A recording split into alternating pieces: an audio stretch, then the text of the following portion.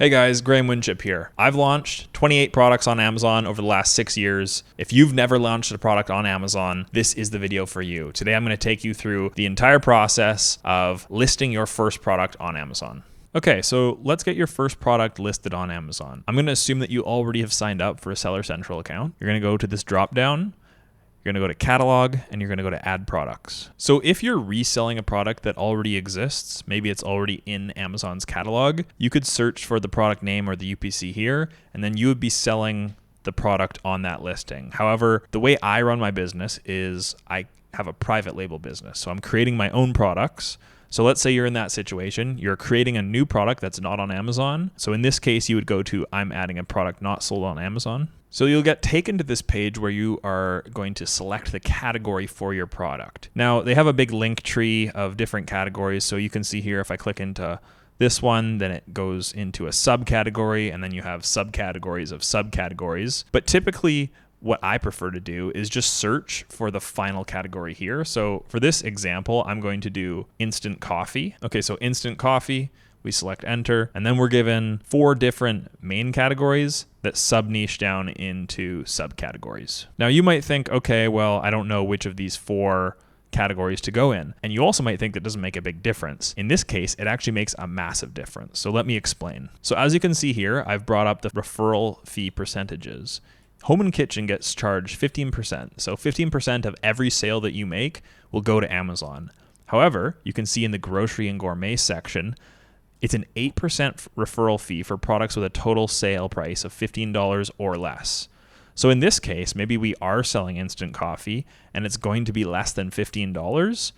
That means if we launch the product in grocery and gourmet, we're going to be saving on a $10 sale price. We'll be saving 70 cents for every single sale. So I do prefer that you guys come here and check the referral fees. I'll leave the link to this page in the description below. You should come and make sure that you put it into a favorable category for your product. So like I said, in this example, I would be choosing the grocery category. So like I said, I would select this, and now I have my subcategory selected. So keep in mind that for every different category, these pages will actually be different because different categories require different information. You can see Amazon highlights in red any required fields, and so you absolutely have to put something in where these fields are red. You'll see later on there'll be fields that aren't highlighted in red, and those are not mandatory. So just quickly touching on variations, let's say I had 2 different flavors of instant coffee. I would put yes to variations, I would select flavor, and then later on it would ask me about the variations in this tab right here, and we could put the different UPCs for the different flavors. But in this case, we'll just say that I'm uploading 1 SKU. So as you guys can see, we put an item name. I'm just putting a generic title. This is your title. Keep in mind, this can always be changed later. So you're either going to be uploading this as kind of like a rough draft, or this will be your perfect copy of your listing. In this situation, I'm just doing a rough draft. I'm not even going to save this product. Keep in mind that all these details can be changed later except for a few. So the brand name cannot be changed later. The UPC can also not be changed. So make sure that you have the correct information here. And so just quickly, I am brand registered. So I've put my brand name here. My editors hid the brand from you guys.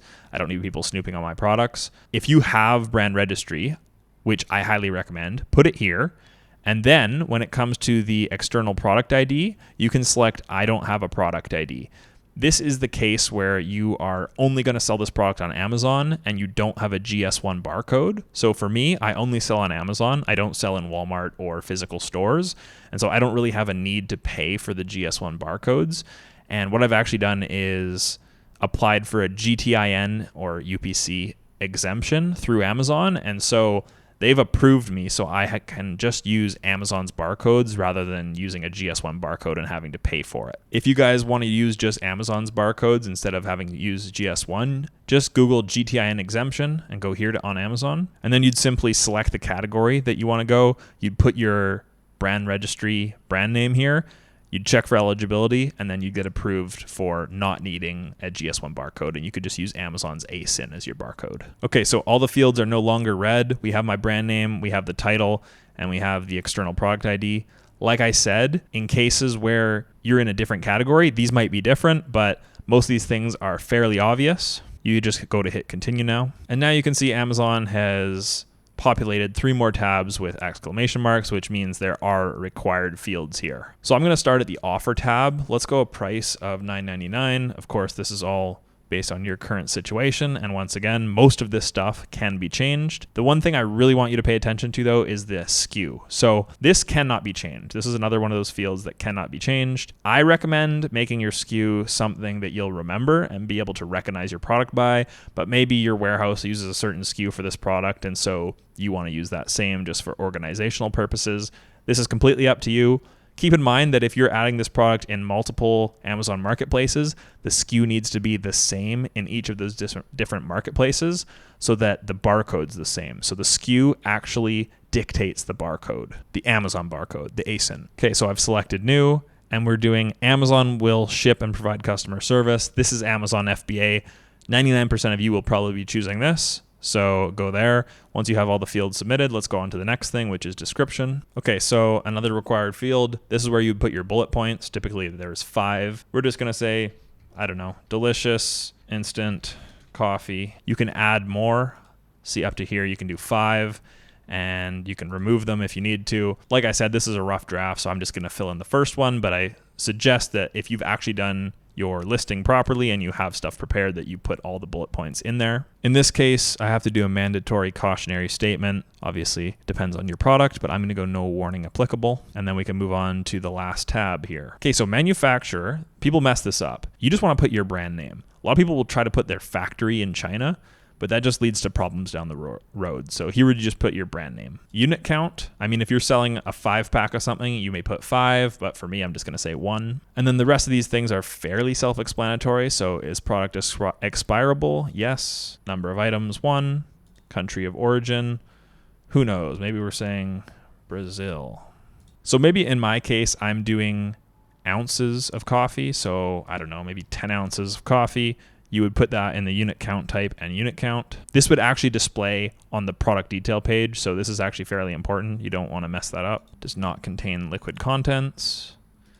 Is this item heat sensitive? I'm going to say no. I think you don't really want to put yes unless you're selling like candles or something like that, because Amazon is much more strict about meltable products. Like I said, in different categories, you're going to have different required fields, but if you're not sure about something, just hover over the question mark. It'll be explained a bit better. Amazon always doesn't do a perfect job of explaining this, but it's usually pretty self-explanatory. So now, because I said it was expirable, it's asking for more information. So we're just going to put shelf life and 730 days, because that's like 2 years. On the left here, you can actually see this attributes tab. So if you have it selected on required attributes, it'll only show you attributes that it actually requires. However, if you go to all attributes, it'll bring up some more fields. So in this case, we could add a description. Now this depends on if you're going to be uploading A+ content or not, but you should do a brief description. Hopefully you've already prepared that for yourself. There's also things that you can include now, like images. And if you don't include images, then once your product's uploaded, they'll tell you that there's an error,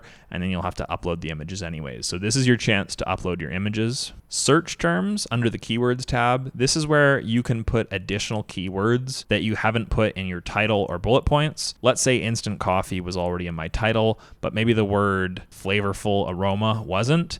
I could put that here, and then Amazon would know to start showing those types of keywords for when the customer search that. So search terms is a place where you can put those extra keywords that maybe didn't fit into the rest of your product detail page. Boom, and that's finished. So you can just hit save and finish here.